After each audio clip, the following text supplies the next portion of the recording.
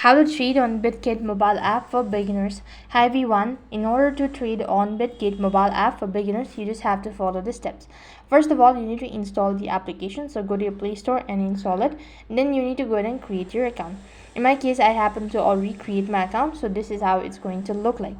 Now while you're on this page, what you have to do is select your favorite pair or tap to view the available pair.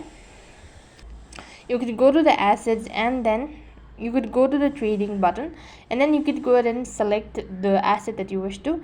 And now what you can do is you could either buy or you could either sell. So I'm gonna go with the buy and select whether you want a limit order, advanced limit, market, trigger, OCS, or whatever. So select that, and next you need to go ahead and select post only and enter the exact amount, quantity, all of that, confirm the transaction or place an order. And after selecting a pair, input the amount and the types of order, then click on buy or sell. Detailed guidelines can be found there. So after confirming it, you'll have successfully traded on Bitget mobile app. That is all for this video. I hope the video was helpful. Make sure to like, share and subscribe to our channel. Thank you for watching. See you in the next video.